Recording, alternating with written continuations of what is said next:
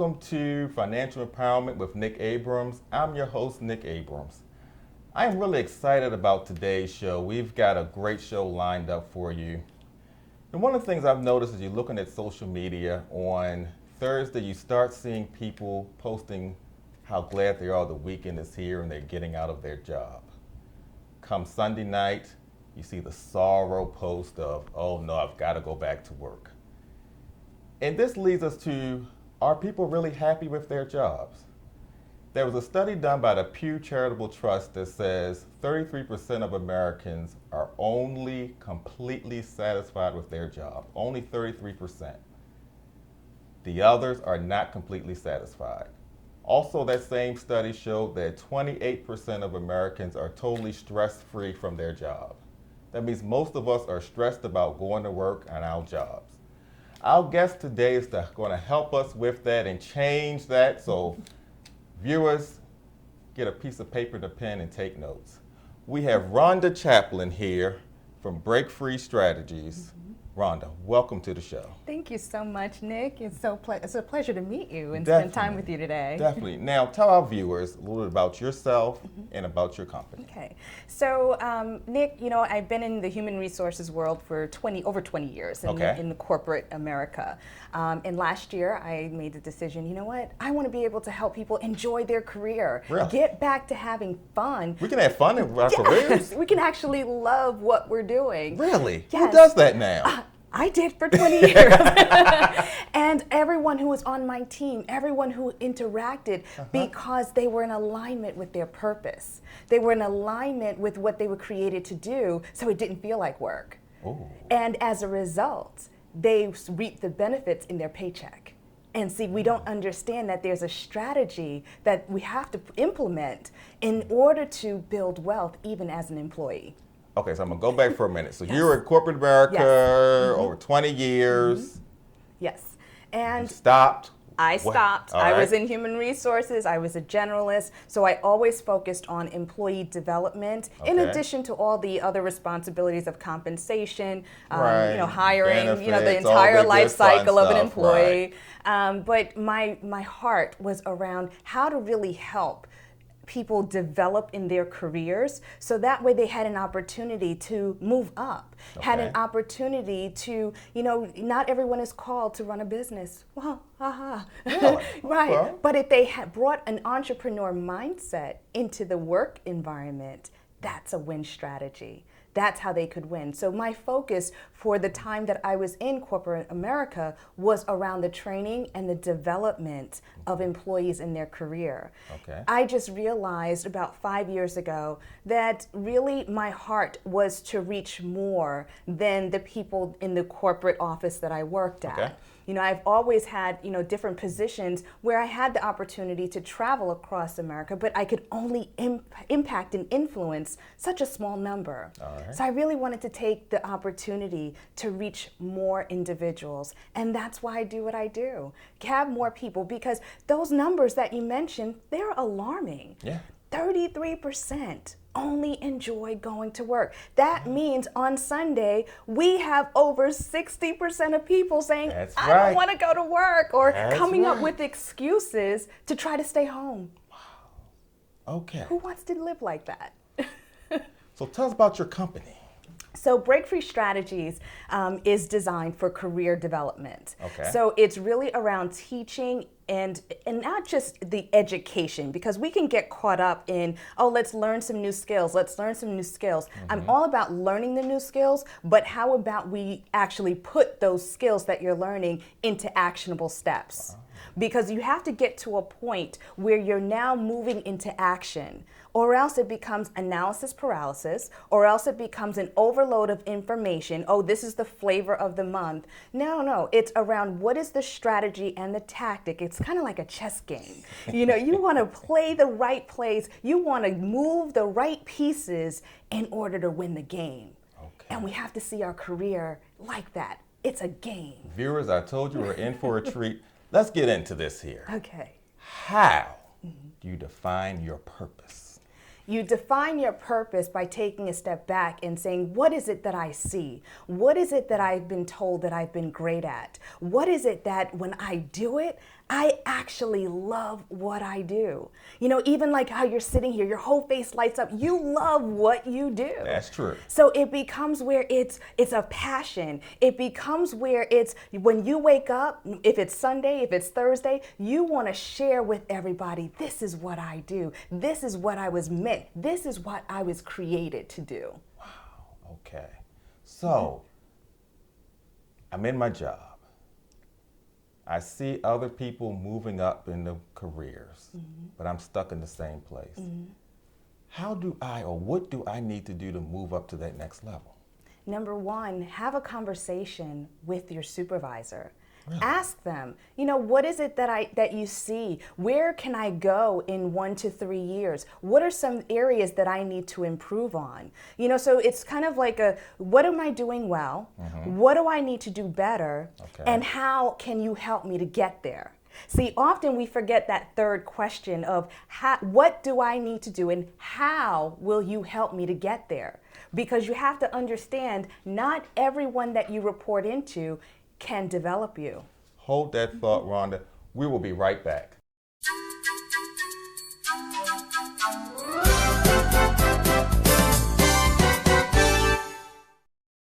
Welcome back to Financial Empowerment with Nick Abrams. I'm your host, Nick Abrams. We're here with Rhonda Chaplin. Rhonda, you were giving us some great information before we went for break.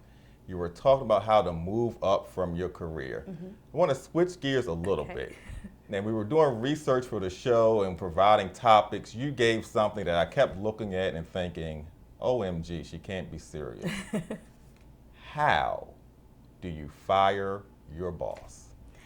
Oh, I love talking about this particular topic because oftentimes it's once you make up your mind that this is no longer the place that can get me to my why, that can get me to fulfill my purpose, then it's really around what is the strategy, what are the tactics that I need to put into place to be able to say, you know what? Instead of me waiting for you, the employer, to tell me that my services are no longer needed, I'm going to tell you and dictate the time frame of when I decide that my services are no longer needed at this establishment. So really it's around having that confidence that, you know what, my talents and my abilities may be better served somewhere else. But it's around first, not basing the decision off of emotions, because we can do that. I was going to say you're having a bad day at work and walk in and fire your boss. That might not work out for you the next day after you calm down. And the one thing that I always teach is really around, if we think about it, when we talk about, we hear these words a lot. Oh, have a strategy, have tactics. We get those war terminologies in place, right? We hear that often. But what does that really mean? Simply, we're not basing it off of our emotions. We are looking at the facts and we're saying, okay, if I know that it's time for me to fire my boss, then where am I going? Because you do not want to do what? You don't want to financially restrict yourself, because then you're unhappy. So not only would you be unhappy going to work on Sunday, now it's like, oh, how am I going to pay my bills? So you're saying have some thought behind that. Like we said, just don't walk in and say, all right, you're fired. Exactly. And then sit at home and try to figure it out. You should have done all of that beforehand. Exactly. Have a plan. And do not talk to anybody about what your plan is. Really? First, Why is design that? it, because two things will happen. Number one, you'll have your naysayers that will try to discourage you. Or number two, you always have that other individual in the workplace that acts like they're your friend, but then they run back and they disclose too prematurely what your plan is. So how you want to be able to say, I'm going to fire my boss, in turn, if your employer gets wind that you are starting to look at other options, they will start looking first. And they will plan your exit before you have an opportunity to really see your plan through. Okay, so we fired the boss. In that process, you're discovering you, discovering your value. What's the process of discovering what value you bring to the table or discovering yourself? So number one, it's really looking at, we talked about it before the break, understanding what is your purpose, understanding, what is it that your natural talents, what are you naturally good at? So those are the first things that you want to look at. And number two, you want to reveal the real you. Who is it that, because oftentimes especially when we're in the environments, those toxic environments, we now have put on a mask. We're now angry. We have all of these different emotions that we're carrying. You do not want to carry that baggage to your next place of employment. Wow. So you want to do all of that. You want to release all of that. But then more importantly, you want to then make the decision of what industry am I looking for? What is the right culture that is going to work well for me? And what is your ultimate plan? Because again, you want to look at total compensation, right? Because if you're going to make a move, quite naturally, you want to make more money. That would be a good thing. and also training yourself to look at, how am I able to do that? Where is it that I need to go at this point in my career? Am I called to transition to be an entrepreneur? But still, you don't want to just start your own business. You still want to put a plan in place. But you want to look at each and every piece. And oftentimes, it's so easy for me to talk about because I've been looking at this for 20 years. Wow. But oftentimes as individuals, we don't know how to put together the right strategy, how to put together the action steps and the goals that go along with all of this, because there's so many things that you have to look at. You have to look at, what is your image? You have to look at, what is your brand? You have to look at, how do you represent you? So there's things that you have to look at. Your resume. You have to look at, your dress, your appearance. You have to look at doing some research on what are the salaries for the position that you're going for. Because oftentimes we set ourselves up for failure because we think that when we go for an interview and we get that question of, oh, what is your desired salary? Oftentimes in my 20 years, it always broke my heart at how people did not understand what their value was, how much the position was really worth. And in my mind, I now, as a company representative, I can't disclose, well, this is how much we have to pay. I'm asking you, what is it that you're looking for? But because they don't understand their value, they haven't done their own research, they'll come in and give me a number that sometimes was $20,000, $30,000 less than what the company was paying for that position. That is the reason why it's so critical to have a strategy and tactics and not try to do what I call the DIY approach, the do-it-yourself.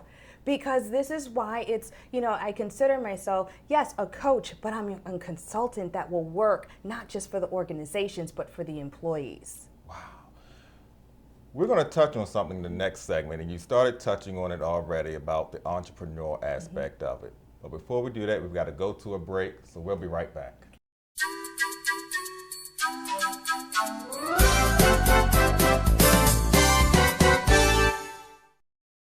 Welcome back to Financial Empowerment with Nick Abrams. I'm your host, Nick Abrams, and we're here with Rhonda Chaplin.